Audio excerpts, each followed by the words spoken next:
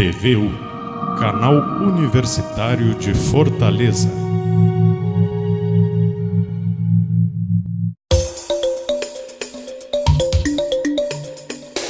Grupo Marquise. Qualidade é a nossa marca.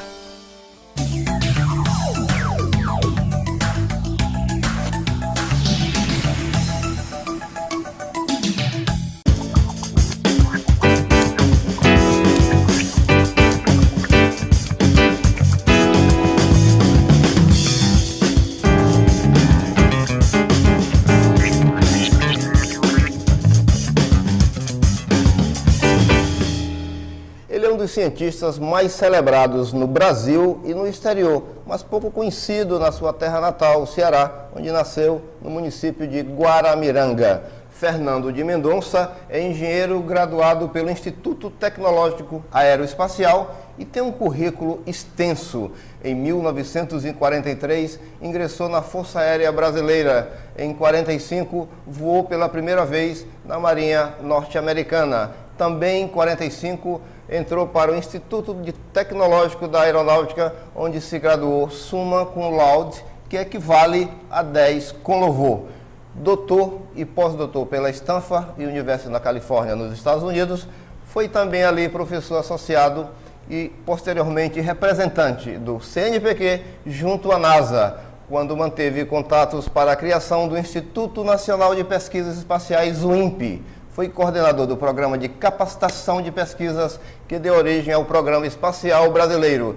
Foi também o primeiro diretor do INPE e foi diretor da Comissão Nacional de Energia Nuclear. É empresário no setor de telecomunicações via satélite. É com muita honra que o ciclo de debates do Centro Industrial do Ceará recebe hoje o cientista Fernando de Mendonça. E para debater com o cientista Fernando de Mendonça, temos o prazer de compor a mesa Francisco Baltazar Neto, engenheiro eletricista com formação em eletrônica e MBA na Fundação Dom Cabral, com extensão pela Universidade do Arizona. É também diretor da EM Instalações e da Fotossensores. Baltazar é ex-presidente do Ciclo Industrial do Ceará e idealizador deste programa, o Ciclo de Debates. Recebemos também o Dr. Expedito Parente, engenheiro químico e pós-graduado na COP ligada à Universidade do Rio de Janeiro. Expedito é criador do Programa Nacional do Biodiesel. A mesa de peso hoje, o programa Ciclo de Debates se sente muito honrado com esta mesa e principalmente a Dr. Fernando de Mendonça em recebê-lo aqui no Ceará, seu estado natal. O senhor está vindo agora para uma série de debates. A convite é capitaneado pelo Francisco Baltazar, nosso ex-diretor do SIC. Eu queria que o senhor, no primeiro momento do programa, fizesse assim uma avaliação do status da ciência, em especial a ciência de telecomunicações, a ciência tecnológica e a ciência ligada à energia, energias de toda ordem no Brasil. É possível, assim, desenhar um cenário? É possível, sim. Começando, tem que basear em um fato histórico e depois passar à realidade presente. O fato histórico é que, em 1961, no governo de Jânio Quadros, foi criado esse grupo de organização da Comissão Nacional de Atividades Espaciais e eu fui convidado para gerar essa sua programação. Por coincidência, nessa época, eu estava fazendo doutoramento nos Estados Unidos e permitiu que, sendo o início da organização americana para esse setor, que chama-se NASA, que você mencionou, vários colegas de turma do doutoramento foram ser participantes do programa espacial, como diretores, como astronautas e etc. Isso permitiu, então, que eu tivesse bastante contato com aquela organização e pudesse submeter propostas de pesquisas dentro ainda da Universidade de Stanford. E depois permitiu que, ao regressar ao Brasil, eu pudesse transferir parte desse programa e continuar com a programação de colaboração com a NASA. Né? O seu regresso ao Brasil se deu em qual governo? Quando eu voltei ao Brasil, já tinha saído Jânio Quadros, era o governo seguinte, né? Esse foi só em 62, 63. Nessa época, na criação da NASA, a NASA foi criada em 58. Ainda quando eu estava no ITA, nesse Instituto Tecnológico que mencionou, tinha sido formulado internacionalmente o Ano Internacional do Sol Calmo, da parte do ciclo solar, e que a União Soviética e os Estados Unidos se propunham, em 1952, a lançar satélites artificiais. Ninguém acreditava nos programas de Rússia e de União Soviética, e propuseram então que a concentração nossa fosse estudar o programa americano. Bem, para nossa surpresa, em 4 de outubro de 57 foi lançado o Sputnik 1, o primeiro satélite russo, e as instalações que eu tinha feito para captar sinais de satélite em 57 tiveram que ser modificadas rapidamente. O senhor já tinha feito instalações aqui no Brasil para captar sinais de satélite? Em 57. Estavam baseados lá no Rio? São José dos Campos. São José dos Campos. No ITA. No ITA. E isso fez a modificação, mas meses depois, já em janeiro, os americanos lançaram o satélite e foi então feita observação no Brasil naquela época já nesse setor. Não existia comissão espacial e isso foi feito dentro ainda do Instituto. Só que na detecção de sinais foram notadas certas anomalias que eu não dava para entender e eu resolvi então ir para os Estados Unidos, visitar várias universidades, 10 ou 11 universidades principais, e eu me localizei então que é melhor para mim seria Stanford, e candidatei, fui aceito e fiquei lá nesse programa para ser uns 4 anos. Durante essa época, a NASA, que nasceu em 58, isso foi logo em seguida, permitiu esses contatos. E, voltando ao Brasil, já tinha sido criada essa comissão, que me convidaram para dirigir, e eu fazia relatórios semanais do que eu estava fazendo e recebia informações semanais do que estava o Brasil fazendo na época. Quando eu voltei, para minha surpresa, não tinha feito nada. E eu estava acreditando que era coisa para valer. Então, como acreditava que o negócio era para valer, eu persisti e consegui, com um tempo, dentro ainda como órgão do CNPq, Conselho Nacional de Pesquisa na época, depois virou PBDCT, e com dificuldades de verbas, conseguimos fazer um grupo inicial, poucos engenheiros, mas em seguida tinha um ministro muito forte do governo, que era o Roberto Campos, e eu fui para conversar com ele, informalmente, através de um amigo, e ele achou que eu tinha razão, que precisava fazer alguma coisa. Aí favoreceu, em termos orçamentários, a criação do Instituto. Com isso, deu para formar aí uns 80, 100 doutorados em universidades americanas, em vários setores, que eram baseados no critério de que fazer no Brasil aquilo que era aplicável ao Brasil e que não custasse tanto quanto estava custando a NASA, o governo americano. A área de meteorologia, censuramento remoto, telecomunicações, análise de sistemas, etc, etc. E esse programa foi feito, mínimo, né, ao nível de 1%, 2% que a NASA gastava, mas tinha benefícios plausíveis e que progrediram, e até hoje não houve modificação nesse programa. É impressionante você ter um instituto que está com 48 anos de idade, com a mesma programação tecnológica inicial, progredindo dentro das tecnologias, mas o foco ainda no mesmo tipo de objetivo. Com essa programação, surgia a necessidade, desculpe, de ter o uso de lançamento de foguetes de sondagem à atmosfera superior. E nessa época, então, eu tinha já saído da aeronáutica, saí do Ministério ainda jovem, porque eu não via mais carreira em termos que quando eu passei o tempo no exterior, eu deixei de ser promovido, não existia nenhum doutor na Força Aérea para defender a posição, eu fui o primeiro PhD dentro do Ministério da Aeronáutica. Eu não via mais para onde ir. Isso para São José dos Campos. E aí, como montado essa instituição, começou então a ter uma certa projeção, e já em 1965, 66, diariamente o jornal O Estado de São Paulo publicava as fotografias de satélite de cobertura de nuvens do Brasil. Então essa meteorologia começou de lá. E a formação de novos meteorologistas começou então porque o Brasil não tinha, só existia uma escola do Brasil formando meteorologistas, que era a Federal do Rio de Janeiro, que ele pertenceu. Mesmo assim, só fazia esse curso quem não era aceito nas engenharias ou em física. Então era pessoal do nível que não condizia com a necessidade da programação. Bem, mostrando a necessidade então, de lançamento de foguetes, foi feito um programa de colaboração com a Alemanha, com o Canadá e com os Estados Unidos, e estabeleceu-se um campo de lançamento, Barreira do Inferno, que eu queria ter feito em Aquiraz, mas na época o governador não apoiou o suficiente, o governador na época, Luiz Alves, em Natal, apoiou fazendo da apropriação de terras, etc. Muito bem. Esse programa continuou, e aí, em paralelo, começou a haver atrito entre o Instituto e ao Ministério da Aeronáutica. Atrito construtivo. Disputa de áreas, né? E então o Ministério da Aeronáutica achava que mexer em foguete era a obrigação de quem tomava conta do espaço aéreo, né? O Ministério da Aeronáutica, e não um órgão civil. Então foi dividido o programa para constituir uma base de lançamento maior do que Natal em Alcântara, no Maranhão, e desenvolver um foguete lançador de satélites. E cabia a nós, o INPE, fazer o satélite e eles fazerem o foguete. Nós que fizemos satélites, e para lançá-los tivemos que fazer um contrato com foguetes do exterior importados, porque o brasileiro não tinha sido desenvolvido adequadamente. Tinha tecnologia para isso? Não tinha, eu acho que tinha dinheiro, mas o grupo, ao meu ver, não era capaz de desenvolver. E como medir o sucesso de uma coisa significa atingir um objetivo, e o objetivo era colocar um satélite em órbita no Brasil, até hoje isso não foi feito, então o objetivo não atingido, houve um fracasso do planejamento. Hoje em dia, existe um contrato entre o Brasil e a Ucrânia para usar um foguete da Ucrânia adaptado às condições brasileiras para ser lançado em Alcântara. Então vamos começar tudo da estaca zero. Acontece que a economia ucraniana é muito fraca e a crise atingiu eles fortemente, e do Brasil também não vai muito bem nessa área de governo. E esse programa, ao meu ver, vai demorar alguns anos até atingir esse desiderato. Doutor Expedito Parente, o senhor é uma personalidade nacional, principalmente devido ao programa do biodiesel, mas vamos deixar o biodiesel para um outro momento, obviamente. Eu queria que o senhor falasse um pouco sobre o Fernando de Mendonça, a sua relação com ele, dessa sim, até talvez um depoimento, como que o senhor acompanha essa trajetória arrojada do Fernando de Mendonça?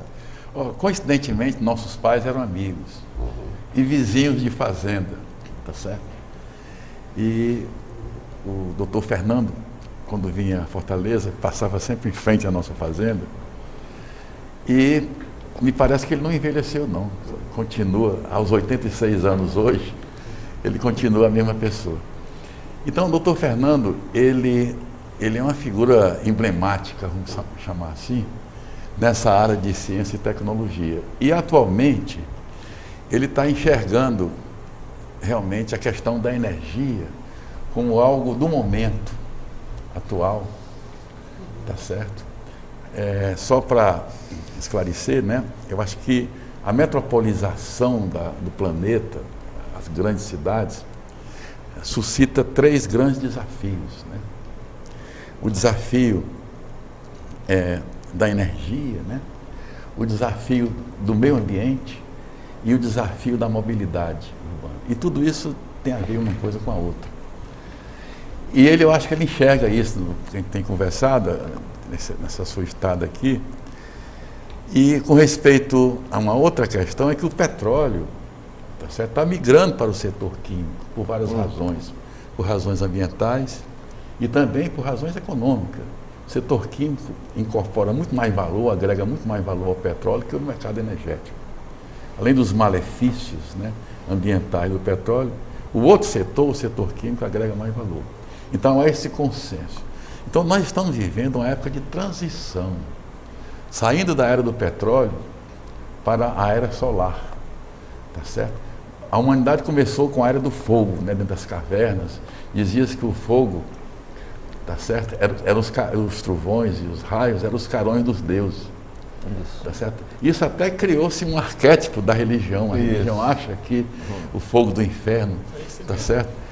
Isso começou assim. Depois o homem aprendeu a fazer o fogo, a dominar o fogo. Nós entramos na época da lenha, tá certo? Aí ele se fez Deus, né? Ele quis se diferenciar dos outros animais. Depois, com a Revolução Industrial, o início, começou a época do carvão, que era muito rico na Inglaterra. E a partir dos anos 30, né, o petróleo passou a predominar, né, apesar de que já se conhecia muito antes, mas a dominância do petróleo sobre as outras fases começou mesmo a superar os outros na matriz energética mundial, foi a partir dos anos 30. E, tá certo?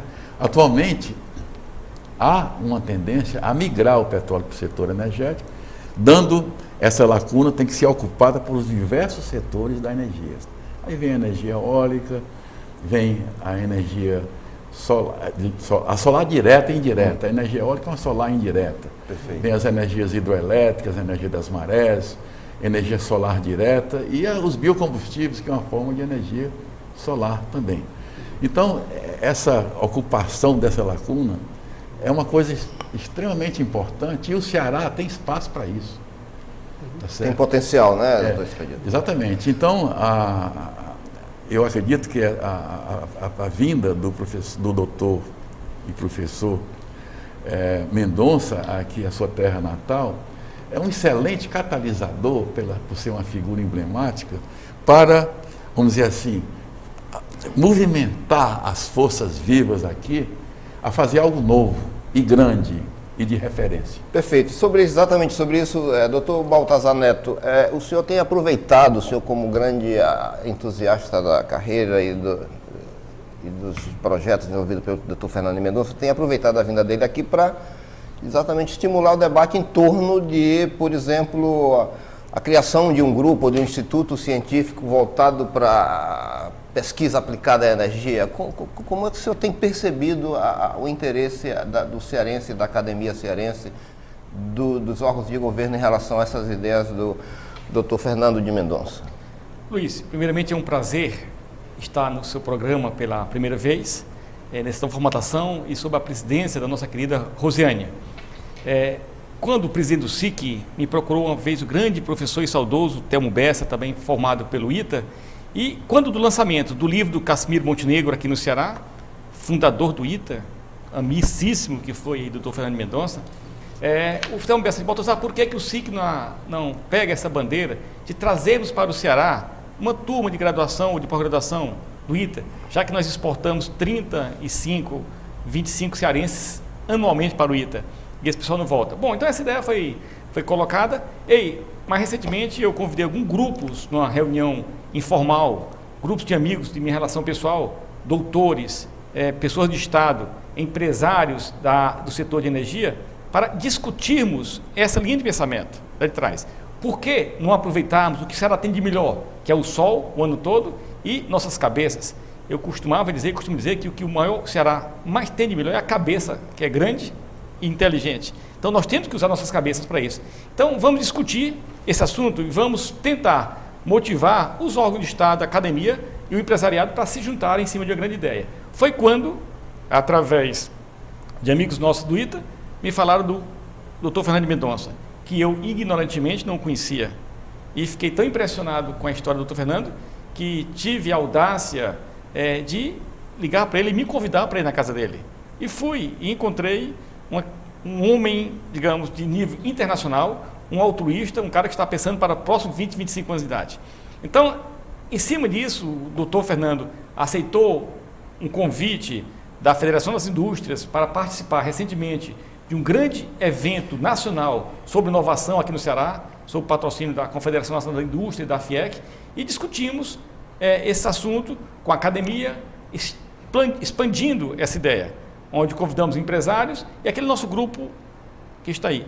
Então, compete-nos, como cearense, discutirmos as grandes ideias, ver quais são os nossos grandes potencial. E recentemente, ouvindo do Dr. Roberto Macedo, presidente da FIEC, que a história da energia eólica no Ceará, há pouco mais de 15 anos, começou, digamos, do nada. Começou de uma brincadeira, digamos, e esse negócio hoje é um grande negócio para o Ceará. O Ceará será autossuficiente logo em energia, certo? E já temos hoje o maior parque eólico instalado do Brasil, com potencial de uma Itaipu e meia.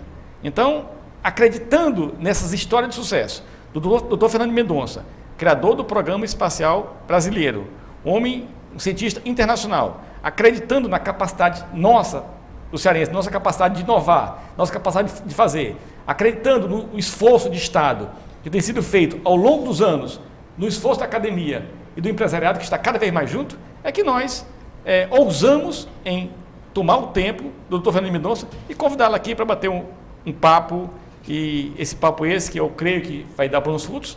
Pelo menos eu já arranjei grandes amigos, pelo menos ele. Gostaria muito de ser amigo dele, não sei se ele quer ser meu amigo, mas eu gostaria muito.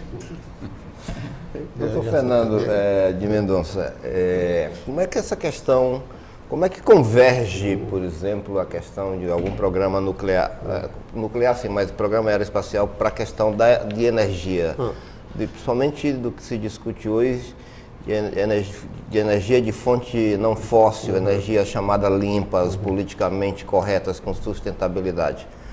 Como é que o senhor desenha esse Eu cenário? acho que o mundo é feito de modas.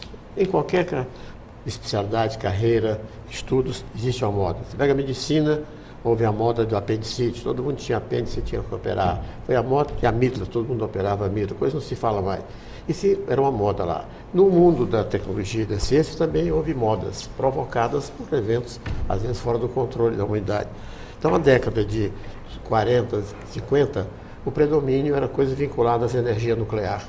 Então, transformar artefatos de guerra, na época, em coisas que traziam bem a produção de energia. Todo país precisava ter um programa nuclear. Na época, o Brasil entrou nessa também, na década de 50, criando o Almirante Alves Alberto, começou um programa nuclear nesse sentido.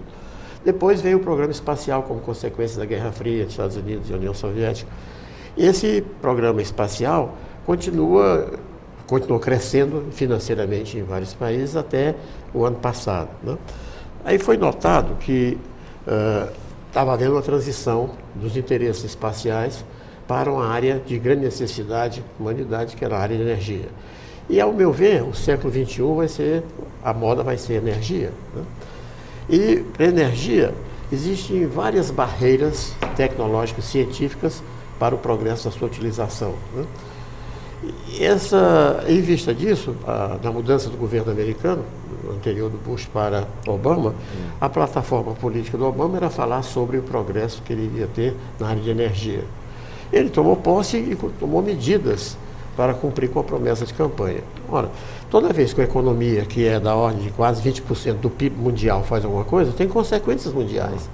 É o país que mais gasta em pesquisa médica, 30 bilhões de dólares ano em desenvolvimento de novos medicamentos e coisas médicas. É um país que tem um potencial enorme. Mesmo em crise, ele está longe de ser a derrocada do Império Americano. Tem muita coisa acontecendo lá. E eu vi que eles retardaram o programa espacial, diminuindo a missão à Lua para eventualmente a Marte em 30, tirando de lá o dinheiro para entrar na área de energia. E desenvolveram, dentro do Departamento de Energia, um órgão de pesquisas, o Office of Science, onde vai haver uma quantidade enorme de recursos financeiros promulgando a pesquisa em novas fontes de energia. Eles não consideram novas nem a eólica, nem a maré, nem a hídrica, isso é coisa já dominada. Eles querem agora questionar são as barreiras, as fronteiras que existem dentro da ciência para observação e consecução de áreas energéticas em áreas tecnológicas. Então, vendo isso, do mesmo jeito que eu acho que fui um agente na área espacial em acompanhar o bonde da história tecnológica internacional e trazer para o Brasil um programa espacial que deu grandes resultados e estão aí provendo financeiramente, economicamente grandes progressos ao Brasil, baseado na agricultura, que é um país como tal, na área de levantamento de recursos naturais, etc. Eu vi que podia fazer isso também na área energética, um pequeno capital, comparado com o que é gasto lá fora, e fazer esse progresso. Comparado com o investimento que se faz em pesquisa aeroespacial, mas vai ser o programa de energia dos Estados Unidos vai ser superior ou igual ao programa espacial. Agora, que tipo de energia eles estão buscando? Eles estão, para minha surpresa, eu pensava, né, não era minha especialidade, eu sou eletrônico, não sou químico, e eu acho que o mundo vai ser dominado por química, não tenha dúvida que energia e química é a mesma coisa, né? Eu esperava que fosse na área de hidrogênio, porque eu tinha visto o Júlio Verdes escrevendo um livro sobre a Guerra Civil Americana, e um personagem dele questionava, e agora que o carvão acabando, qual vai ser a energia? E o Júlio Verdes falava, olha, o mundo tem muita água, tem muito ar, e tem muito hidrogênio. Eu pensava que, partindo dali, alguma coisa ia dar na área de hidrogênio. Para minha surpresa, não foi por aí que eles entraram. Eles entraram em 3 linhas gerais, onde uma é nuclear, desenvolver pequenas unidades nucleares para uso comum. A outra é a área de biociências e uma outra uma área que eles chamam de uma convergência de barreiras científicas de energia, que é a transformação da luz solar diretamente em combustível. Essa é uma novidade, é uma coisa que é impensável no momento. Luz em combustível. Ele pega a luz do sol, os fótons, ele simula a fotossíntese da natureza. A luz solar bate nas árvores, a fotossíntese e, eventualmente, vem um combustível que é a madeira transformada em combustível, madeira que deu o petróleo de hoje há 15 milhões de anos atrás. Então, essas pesquisas já existem há muito tempo, mas ao nível acadêmico. E agora foi formulado um programa que é desenvolver essa parte desenvolvimento da fotossíntese, imediatamente a parte tecnológica para dar respaldo a isso, e vai até a parte de comercialização para esse programa em 10 anos. Eu estimo, pelos números que foram alocados no orçamento desse ano, que vai ser da ordem de 160 a 180 bilhões de dólares em pesquisa de energia nessa década. Essa pesquisa disseminada nas universidades americanas e gerenciada pelo Ministério da Defesa da Energia? Não. Departamento de Energia. Departamento de Energia, que equivale ao Ministério de Energia. É o Ministério da Energia que vale. Esse Ministério criou esses 3 projetos, colocou no mercado o que eles chamam de FOA, o Funding Opportunity Announcement, para milhares de unidades de pesquisadores concorreram. E essa unidade selecionada foi a Universidade da Califórnia, em Pasadena, chamada Caltech, é o Instituto Tecnológico, a Caltech. E a Caltech é associada para o sul da Califórnia e Berkeley, ao norte da Califórnia, envolvendo 8 universidades da Califórnia, do estado da Califórnia, mais uma universidade privada que é Stanford. Tá. Essas unidades agora recebem uma dotação inicial de 122 milhões de dólares para pesquisa em fotossíntese, né, para transformar a luz do sol em combustível. O que é que acontece? Ela vai usar a luz solar, as fotos, e vai retirar do ar o CO2. Isso dará um Nobel certamente daqui a pouco. Não tenha dúvida. E eu quero que o Nobel seja daqui a 15 anos cearense. É para isso acontecer. O Baltazar tem sido um entusiasta disso. Agora, é preciso animar, não só do ponto de vista acadêmico, mas conciliar a academia com o perfil executivo.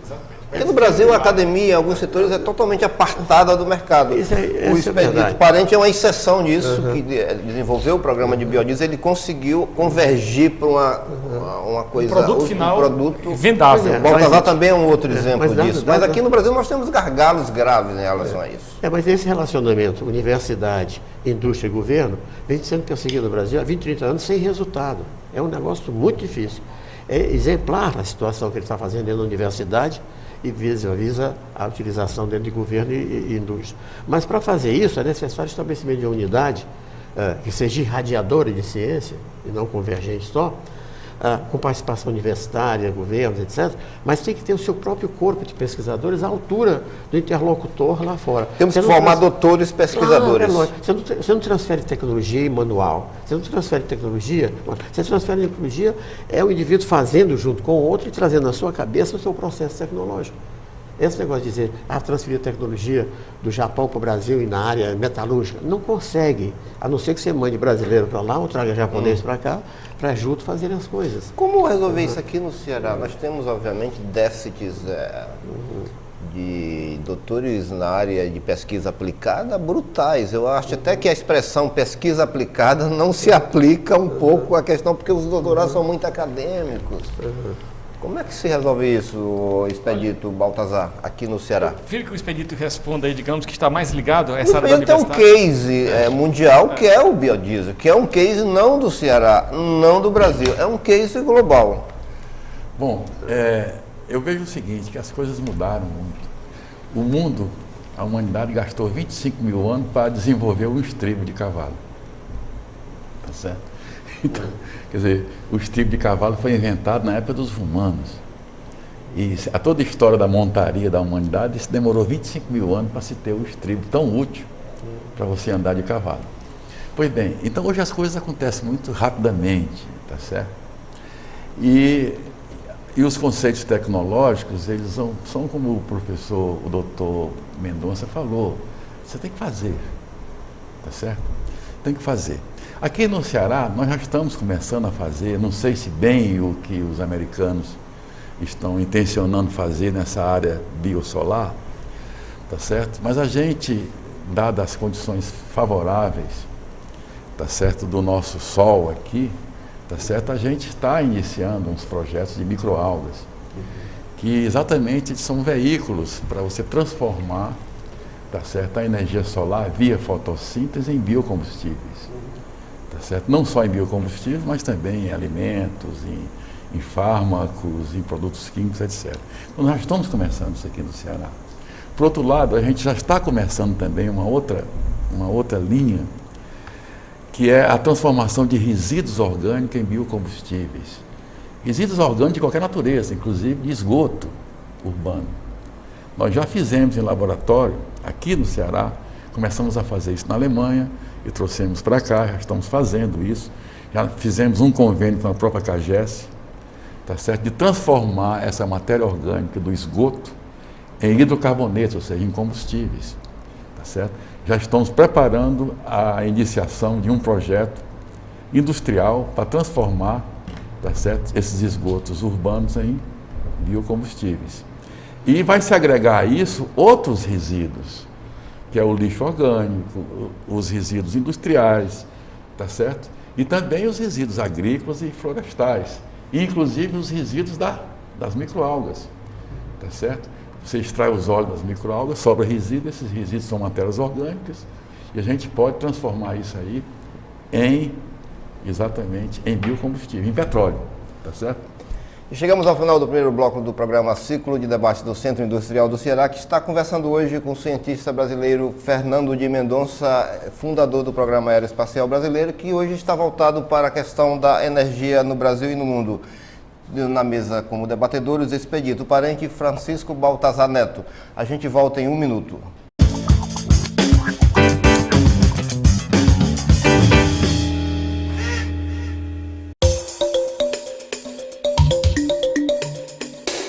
Grupo Marquise. Qualidade é a nossa marca.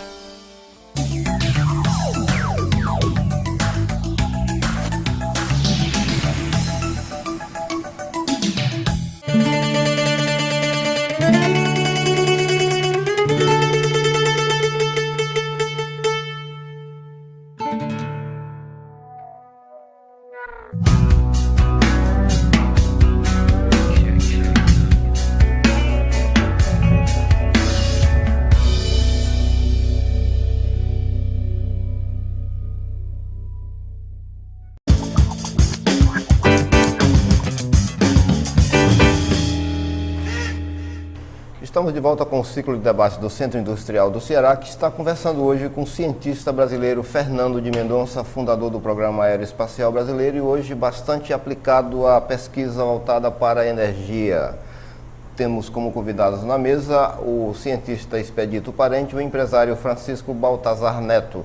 Esse programa tem o apoio cultural do Grupo Marquise, Grupo Queiroz Galvão, Durametal, BS Participações, Fotossensores e FIEC. Doutor Fernando, essa discussão sobre energia, sobre pesquisa, ela suscita a seguinte questão: como potencializar as ideias, como transformar da forma física as ideias? Isso precisaria de uma ação de governo, ou só a sociedade civil, ou só os cientistas resolveriam isso? Quer dizer, como congregar? Hoje eu percebo que há uma preocupação aqui no Ceará, principalmente a partir de alguns empresários, Baltazar é um exemplo disso, de fazer com que essas ideias ganhem forma física. A pergunta é, como fazer? Pensa nesse problema, eu vi que depende não de um grupo só, não só do cientista lá, não da universidade, não do setor privado, não do governo. Tem que haver uma conjunção de esforços de todos, dado o caráter internacional do problema. Eu não posso conseguir a colaboração do governo americano para um grupo isolado do Ceará. Teria que ser, então, uma ação de governo, visita do governo brasileiro às instituições americanas nesse setor. Então, eu pensei, com isso, eu pedi uma audiência ao ministro da Ciência e Tecnologia do Brasil, o Sérgio Rezende, um amigo meu, que, por sinal, é do mesmo partido político que o governador Cid Gomes. PSB. E conversando com ele, ele disse, olha, de todo o apoio, e para acelerar isso, já existe em Campinas, no estado de São Paulo, um grupo que está mexendo em energia, no ciclotron. O diretor de lá é o Dr. Mical, fala com o Mical, você se junta a ele e faz isso em Campinas. Aí, muito bem, para acelerar, comigo. Fui a Campinas conversar com o diretor Mical, e eles têm uma organização civil, fins não lucrativos, que tem cogestão com o órgão criado pelo Ministério de Ciência e Tecnologia. Só que esse órgão tem um conselho de direção, um conselho administrativo, e o presidente do conselho eu não considero uma pessoa suficientemente honesta para lidar com esse tipo de problema. Aí eu volto ao ministro e falei, olha, em Campinas não dá. eu prefiro ser em outro lugar. Aí vim a Fortaleza, pedi audiência com o governador, conversei com ele, ele se mostrou bastante interessado, isso foi em janeiro desse ano, dia 9 de janeiro. Aí ele se interessou, voltei ao ministro e falei, olha, conversa com o governador porque há a possibilidade de fazer isso no Ceará. Por que no Ceará? Porque há muitos anos atrás eu consegui que o governador César Carlos desapropriasse uma área em Eusébio para localizar uma estação de observação geomagnética de atmosfera e fazer rastreamento dos satélites lançados pelos franceses a partir de Kourou. Essa estação área continua funcionando, mas utiliza 10% da área. Então já existe a área física de colocar a instituição lá. Mais ainda é que eu tenho uma certa experiência em colocar grupos de pessoas a estudarem com um objetivo bem focalizado. O governador, aparentemente com muito boa vontade, mas deixou de prestar atenção, dado as necessidades de outros assuntos políticos nesse ano eleitoral. Foi aí que eu tive o prazer de ter a visita de um amigo meu e que haveria possibilidade de se fazer alguma coisa realmente no Ceará, movimentando mais as coisas locais, né? Aí concordei até vir para passar essa semana aqui. Mas, ao mesmo tempo, eu procurei onde é que vai ter recursos. Existe fontes de financiamento. No Brasil, no exterior? No Brasil e exterior. O programa americano prevê colaboração internacional, inclusive financiamento de pesquisas, não como elemento primário, quer dizer, não com o órgão central, mas com aquelas universidades que estão vinculadas ao programa. Qualquer uma das universidades lá. Pode ser a Caltech, pode ser a Stanford, lá. Eu tenho contatos dentro lá. Eu tenho 2 amigos dentro da Caltech. E eu pedi a eles, de dentro de Stanford, que eles localizassem para onde vai o dinheiro do governo americano para pesquisa. E a minha intenção era, então, mandar aí uma centena de jovens engenheiros, normalmente engenheiro, porque engenheiro no Brasil tem uma qualificação de preparação, às vezes, melhor do que outras carreiras, né? A ênfase da matemática. E químicos e físicos, etc., com bolsa de estudos, irem para essas universidades onde vai o dinheiro. Eles localizaram e mandaram a documentação relativa a essa decisão do governo do dia 22 de julho.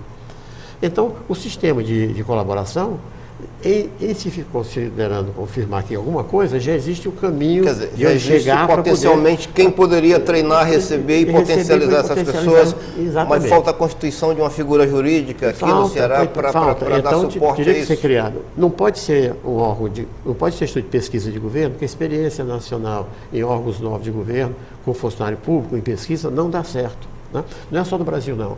No mundo inteiro. No mundo inteiro. Eu vi a Força Aérea Americana tem um instituto chamado Air Force Cambridge Research Lab. Tem a mesma dotação que tem o MIT e produz 5% que produz o MIT. Então, não dá. O governo da França mantém o exército francês perto de Paris. Quer dizer, a estabilidade não é amiga da competitividade. Não é que a hierarquia do sistema não é intelectual, é a hierarquia militar piramidal, o mais velho, e etc, etc. Expedito. Então existe o lado financeiro, existe um fundo nacional setorial para energia no governo brasileiro, pouco usado, que é financiado com 0,7% a 1% do faturamento líquido das empresas de energia do Brasil. Tá em público, existe esse fundo? Existe esse fundo, está cheio de dinheiro. Parado, cheio de dinheiro. Né? E dentro do Ministério de Ciência e Tecnologia. Essa área daqui é do Ministério de Tecnologia. Esse território no Eusébio é ligado ao Ministério? Via o INPE. O INPE é um órgão do Ministério de Ciência e Tecnologia. Quantos quilômetros quadrados essa área? Eu não lembro, mas é grande. Agora, olha... E existe também uma pleiade enorme de alunos em boa escola de engenharias do Sul, normalmente no ITA, que são cearenses. É o que foi dito aqui, o Ceará é o exportador de cabeças para o ITA anualmente, e o pessoal vai e não volta, mas não volta também porque não existem condições objetivas aqui para recebê-los. Então, eu vejo, e nós vemos de um modo geral, uma grande oportunidade de se startar a partir do Ceará esse grupo de pesquisadores e executivos com amparo de fundos que já existem, de parceiros internacionais. A mesma questão, como fazer isso, Baltazar, Expedito? Como potencializar essa ideia e esse potencial do professor Fernando de Mendonça como motor e indutor e animador e articulador desse processo? Como disse Expedito, como catalisador desse processo? Na realidade, qualquer um desses segmentos, seja a academia, seja a empresa, seja o governo, se for resolver algum problema, resolve linearmente. A única maneira de você exponencializar uma solução é juntar esses três segmentos. Porque o aumento do problema do mundo é exponencial. Certo? Nós vivemos uma exponencialidade de problemas. Somente voltado para a demanda em energia, principalmente. A mobilidade urbana, a questão ambiental e da questão energia, esse problema cresce exponencialmente. Então, nós não podemos mais apresentar soluções lineares. E para você exponencializar isso aí, você tem que ter uma sinergia da empresa privada, que tem agilidade, da academia, que tem condições de pensar na tecnologia, tá certo? E do Estado, que tem muitas vezes o poder da organização e de certos recursos. Como ele falou aqui, coincidentemente eu faço parte do Conselho Nacional de Ciência e Tecnologia da Presidência da República, que é um órgão que está dentro do Ministério de Ciência e Tecnologia, e existem poucos projetos. Existe muito mais dinheiro do que projeto. Por exemplo, este ano de 2009, o passado, teve uma sobra de 40% das verbas lá, tá certo? Então, quer dizer, está faltando projeto. Então, eu vejo que, por exemplo, existe uma outra questão, que existe uma resolução que 30% dessas verbas tem que vir para o Nordeste. Nunca nós conseguimos preencher isso, por falta de projetos. Projetos todos focados em pesquisa? Em pesquisa e desenvolvimento. Dinheiro tem muito. Tem muito dinheiro. Agora, eu vou dizer uma coisa, isso que ele está falando aí, que ele falou, o doutor Mendonça, tá certo? Isso é essencial, né? Você ter um startup nacional, porque também pode vir dinheiro de fora, tá certo? Pode vir dinheiro de fora, pode vir as alianças. Você quer ver uma coisa? Nós temos recebido constantemente visitas. A maior instituição de pesquisa tecnológica do mundo chama-se Fraunhofer. Eles têm 17 mil pesquisadoras, esse instituto, distribuído a qual universidade? Tecnologia de uma maneira geral, na Alemanha. Então, esse instituto tem 60 centros de pesquisa na Alemanha e mais uns 20 fora da Alemanha. E essas pessoas têm visitado aqui o Ceará, se propondo fazer alianças e tudo, entendeu? Então, essa ideia que está sendo catalisada pelo Fernando, o Mendonça, é uma oportunidade ímpar. É uma grande oportunidade. Da gente organizar isso aqui. Agora, Baltazar, há uma percepção clara dos governos, porque é fundamental o papel indutor e estratégico do governo também, porque daria também legitimidade a esse processo. Há essa percepção, essa consciência da importância desse grupo. Existe, sim. A ideia do Instituto Nacional de Pesquisa Científica Aplicada em Energia no Ceará, você vê isso tem viabilidade política? Porque em termos estratégicos e de cabeças, certamente tem pessoas aí para isso, mas politicamente. Existe sim, Luiz. Dentro, digamos, a partir do momento que nós abraçamos esta ideia, nós começamos a coordenar com vários setores. Junto ao governo do Estado, além de uma visita que o doutor Fernando Mendonça fez em janeiro e fevereiro desse ano ao governador, quando ele expôs pessoalmente ao governador sobre essa ideia, nós recentemente estivemos com a CESTES, Secretaria de Ciência e Tecnologia, também estivemos com a ADES, que é a Agência de Desenvolvimento do Estado do Ceará, e estão envolvidos nesse processo. Visitamos vários institutos dentro das academias, estivemos com o IPDI, com o doutor Lindbergh, estivemos na FUNCAP com o doutor Tarcísio Pequeno, nessa área da academia, já fazendo link academia e Estado. E também estivemos em várias associações da iniciativa privada, como uma delas é a AEITA, Associação dos Engenheiros do ITA, que tem um potencial enorme, apesar, digamos, poucos faltarem. Temos muitas cabeças pensantes aqui no Ceará que querem contribuir com esta e com outras ideias. Estivemos com o Instituto Titan, do qual tive a honra de ser presidente, e também do ITIC, Instituto ligado ao Titan. E recentemente tivemos o apoio pessoal do Dr. Roberto Macedo, onde ele disse, e nós nos emocionamos, o doutor Fernando até disse que a melhor coisa que ele gosta é de ouvir Mozart, mas o que o Fernando Mendonça disse ontem, o Roberto Macedo disse que era melhor do que Mozart, melhor do que Vivaldi, foi o Roberto dizer, eu sinto dentro de mim, como empresário, um fervilhar que isso dará certo. Então, o doutor Roberto Macedo dá o apoio dele pessoal, como empresário, como presidente da Federação das Indústrias, e disse mais, eu ponho a CNI Confederação da Indústria nesse processo, porque o grande mote do empresariado nacional nesse momento é a inovação, e isso é um processo inovador. E o Ceará é campeão, é referência nacional de projetos inovadores. Então, eu acredito plenamente, acredito na força de vontade política.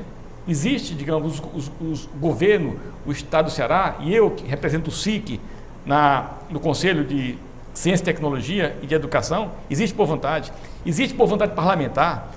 Nós expusemos esse tema na Assembleia Legislativa e 2 deputados, presidente da Comissão de Ciência e Tecnologia e o outro deputado, presidente da Comissão de Educação, apoiaram e fizeram uma homenagem mais do que devida ao Dr. Fernando de Mendonça, tá certo? Então, existe apoio da mídia. A mídia, digamos, eu irresponsavelmente, aqui entre aspas, fiz aqui com o Dr. Fernando uma rotina, digamos, de mais de 10 programas de rádio e televisão, fora as entrevistas por telefone.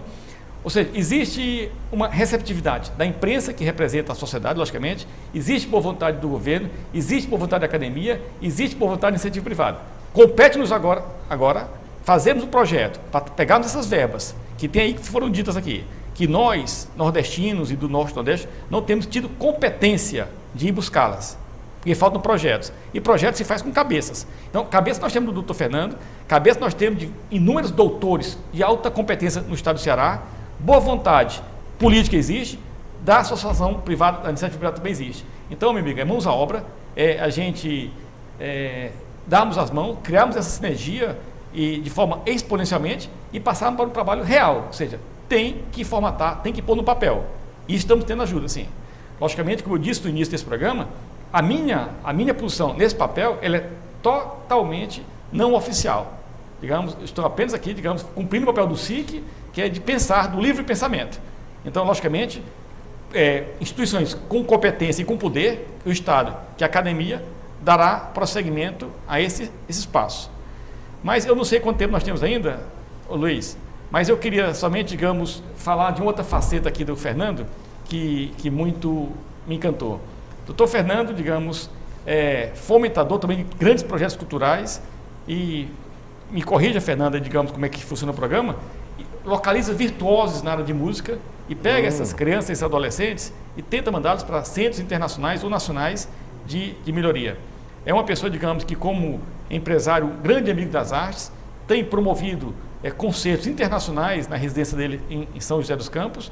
Isso, eu até brincando, Fernando, diz que nós temos várias eu diria, zona de convergência. Ele é engenheiro, eu também sou. Ele nasceu em Guaramiranga, eu nasci em Guaraciaba. É tudo na mesma região ali, ele pilotou aviões na Segunda Guerra Mundial, eu pilotei o ultraleve. E por aí vai. Tem muitas convergências. E também temos, digamos, assim como ele, algum projeto dessa área cultural.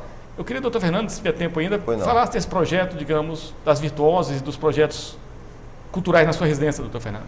Eu não sei se isso é grande interesse. Eu preferia substituir o tempo que eu disponho no Cine Bonito para falar sobre outro assunto que converge com o que o Expedito estava falando, né? Entre as modas que eu mencionei no início, existe a moda de meio ambiente também. Da sustentabilidade, né? Sustentabilidade e meio ambiente. Ele fala em aquecimento global, mudanças climáticas. O senhor acredita na tese do aquecimento global? Dizem que é uma teoria conspiratória. Não é conspiratória, existe cientificamente provado, entendeu? E a imprensa não dá importância, porque não dá para comparar um grupo do tal do IPCC, que é o painel intergovernamental de mudanças climáticas, que é constituído de 2.500 cientistas, não são, só 110, o resto são políticos, né? Aumentando o aquecimento global, baseado em coisas que o ex-presidente americano Al Gore escreveu: o nível do mar vai subir 6 metros, a temperatura vai aumentar 2 graus em 100 anos, e imputa isso ao homem. São problemas antropogênicos, é geração de coisas ruins pelo homem, né? E não é bem assim, né?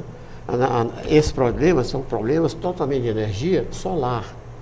Hoje está acontecendo temperatura de 36 graus na Sibéria. Há 92 anos atrás aconteceu a mesma coisa. As enchentes na Ásia, na China, há 48 anos também. No Ceará, houve grande seca de 1877, mas houve também as grandes enchentes de 1924. Né? Então, essas mudanças aconteceram muito antes de haver a poluição provocada pelo CO2 dos veículos, dos automóveis e dos aviões. Esse novo grupo não tem voz na imprensa, mas ele tem uma lista que está na internet de 33 mil cientistas mundiais dizendo que o caminho é esse. O caminho deriva da energia, toda a nossa energia vem do Sol. E o Sol emite energia de várias modas, várias faixas do espectro, e tem um ciclo solar de 11 anos com outro de 22. Mas esse de 11 anos, às vezes ele cessa de existir. Ele deixou de existir em 1645 a 1710. Depois, de novo, esse era o Mulder Cycle. Depois apareceu o Dalton, 1780, 90 até 1830.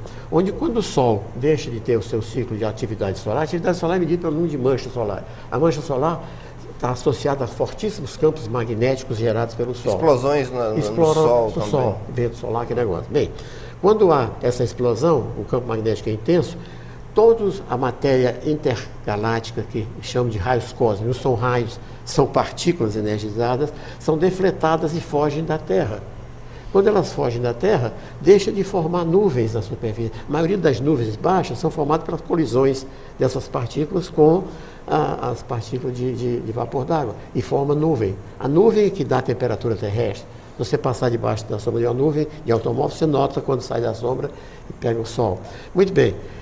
Essa geração de mancha solar está acontecendo agora, nós estamos no ciclo 24, esse de 11 anos. E esse ciclo já está atrasado 10 meses. Com atraso de 10 meses, está provocando invernos fortíssimos na Europa, inverno brasileiro também muito forte no sul. Essas temperaturas atuais são há 38 anos que não tem iguais, né? Eu já vi geada em São José dos Campos, aconteceu de novo esse ano, depois de 38 anos. E ninguém dá ouvido a essa gente que está propugnando, que são chamados até de céticos pelos propositores do... E eles estão mudando o enfoque, em vez de chamar aquecimento global, estão chamando agora mudanças climáticas. Mas essas mudanças sempre existiram, né? A temperatura na Idade Média era mais alta do que presente. Agora, como medir isso? É um método indireto de colisão dos tais raios cósmicos, que forma o berilo 10, né, e o carbono 14, e eles se precipitam no fundo dos oceanos ou em cima da camada de gelos polares. E o gelo acumula em cima 2, 3, 4, 5, 10 mil anos, então dá para você medir temperaturas indiretamente nos últimos anos. Agora, a pesquisa Aí espacial. outra coisa também, derreteu o gelo do Ártico. Então o navio está atravessando aquecimento global, não, mas não foi direto. Existe, do mesmo jeito que existe uma corrente marítima que vai até a Europa, né, provocada pelo calor do Golfo do México, existe uma outra dominada pela Lua, que é suboceânica, e atravessa o Ártico, e ele derreteu o gelo por baixo, não foi por cima. Fantástico. Mais ainda, é que se você pegar esse copo e encher d'água até a borda e colocar uma pedra de gelo, quando o gelo derreter, ele não vai transbordar. Então, derreter o gelo do Ártico não vai aumentar o nível dos mares. Aí diz, não, mas... Quer dizer, a teoria do Al Gore está totalmente furada. Furadíssimo, e ele está sendo processado, porque usou dados corrompidos propositalmente em certos centros da Inglaterra, né? Então tem muita coisa para acontecer para mudar essa moda. Doutor E Fernando, eu vejo que a isso NASA tem pesquisado bastante isso. Tem, né? duas cadeias dentro da NASA. Tem um pessoal favorável ao aquecimento global e tem os contrários. O contrário é muito maior, mas não aparece na imprensa, né? A imprensa parece que dá mais notícias sobre crimes, sobre mortes, sobre coisas ruins da natureza e não das coisas boas para acontecer. Então, eu preciso ver também que essa parte de energia vai eventualmente mexer também nessa parte. Teria um impacto, digamos, impacto ambiental, ou ela seria uma qualificação? É interessante falar em poluição, porque realmente existe poluição, mas a poluição existe nas grandes cidades. As temperaturas mundiais que a gente dá como médias não são medidas em áreas remotas, são medidas nas cidades que são aquecidas, são ilhas de calor. São Paulo, hoje em dia, eu estou distante de 100 quilômetros, tem a diferença de 3 a 4 graus de temperatura, porque lá está cheio de asfalto, cheio da coisa, e o meu está cheio de árvores que eu plantei. Perfeito. É diferente. Agora, estamos chegando ao final do programa e a minha curiosidade agora como jornalista é saber assim, quais serão os próximos passos, doutor Fernando. O senhor que é um supersônico em termos com um currículo desse tamanho, quer dizer, e um currículo não só acadêmico, mas um currículo com resultados pragmáticos aplicados. Como é que o senhor vê potencialmente essa ideia aqui no Ceará? O senhor acha que nós teríamos num cronograma essa forma física? Isso vai ter que ser colocado no papel, como ele falou, né? Eu acho que tem que pegar um pequeno grupo, estabelecer agora um documento escrito, tem que ser em papel, tinta branco e preto, e nos vários caminhos governamentais, empresariais, fazer circular. E o senhor tem toda a disponibilidade para ser o grande o indutor do Eu tenho programa. disponibilidade para ajudar. Eu não posso ser o foco de execução, eu posso ser o foco de ideias. A minha ideia era criar uma organização não lucrativa no Ceará, facilmente, com um conselho de fundadores grande e um conselho administrativo. Eu podia participar desse conselho, estabelecer um núcleo e aí gerar inicialmente propostas de financiamento da FINEP, do governo. Agora, doutor Fernando, uma curiosidade, como é que se sai de Guaramiranga para Stanford e para a NASA? Como é que é esse voo? Isso mostra que é o seguinte, eu passei 26 anos estudando em escolas, então um dia tinha que parar de estudar para realizar. Eu nunca paguei um tostão para a educação. Eu nasci de uma família relativamente pobre, classe média, no interior do Ceará. E chega lá. Então, é querer fazer. Não teve meios. Todo mundo tem meios. É saber usar os meios que existem à disponibilidade. Então, eu acho que foi por aí. Agora, é necessário ser teimoso, ser indisciplinado, ser taxado de várias coisas, entendeu? Uma indisciplina administrável, né? Claro, é lógico. Se você não for disciplinado, você não faz as coisas no Brasil. Porque a burocracia e a lei é de tal forma rígida que você vai importar um equipamento científico e usa para importação uma lei que é feita para... A lei está lá para você não importar. Não, a lei foi feita para construtoras de estrada, não tem nada a ver com ciência, mas é a mesma lei da importação, você vai 366, né? É incrível. Então, a burocracia impede qualquer coisa. Por isso que eu acho que esse instituto tem que ser gerenciado, com gestão, dentro do órgão civil. Uma forma heterodoxa de gestão, porque senão não vai funcionar, não vai acontecer. Não vai funcionar, não pode ter horário de expediente normal, é diferente, né? E como é que parte aqui do setor privado, Baltazar, e da Academia Expedito veio assim essa perspectiva? Eu sou um agente fomentador, centralizador, eu acho que o importantíssimo é o Baltazar. Esse cara faz milagre, entendeu? Então, ele consegue juntar pessoas como Expedito e dezenas de outras. Então, precisa de um agente que tenha essa permeação na sociedade. O Baltazar já está lhe alcançando. Ele saiu de Guaraciaba e já está na Avenida Paulista, capilarizado em todo o Brasil. Ele está chegando, já está olhando para Stanford. Boas perspectivas, então, Baltazar. Existe boa vontade, existe seriedade de propósito e nós precisamos, além do mais. Então, eu creio plenamente e digo que já vejo esse instituto produzindo energia a partir do sol, ou seja, como um fato real. É só questão de 15, 20 anos e, como disse o doutor Fernando, vamos ter o nosso Prêmio Nobel em Energia aqui no Ceará. A meta é 20 anos, o nosso Prêmio Nobel. Estaremos lá para ver, né, Fernando? Estaremos lá. Estaremos lá. O Ceará, como grande fornecedor de cabeças para o ITA, tem as condições objetivas já dadas. Não é só do ITA, não. Você vê em música, quem foi Eliezer de Carvalho? Eleazar. O que é que ele fez em termos de música até hoje? Essa semana passada terminou o Festival de Campos de Jordão, estive lá. Todo mundo sente ainda a presença dele, né? Você vai na área de tecnologia aeronáutica, você Cassimiro Montenegro, filho, cearense. Você vai na área de energia nuclear, novos códigos de permeação, você vai Amarante, cearense. Então, tem muita gente que migrou e não tem renome no Ceará, mas lá fora... O senhor é um caso claro disso, Fernando de Mendonça. Foi o nosso entrevistado de hoje no ciclo de debates do Centro Industrial do Ceará, que chegou ao final. Quero agradecer a presença de Expedito Parente e de Francisco Baltazar Neto, e principalmente a sua audiência. Até o próximo programa.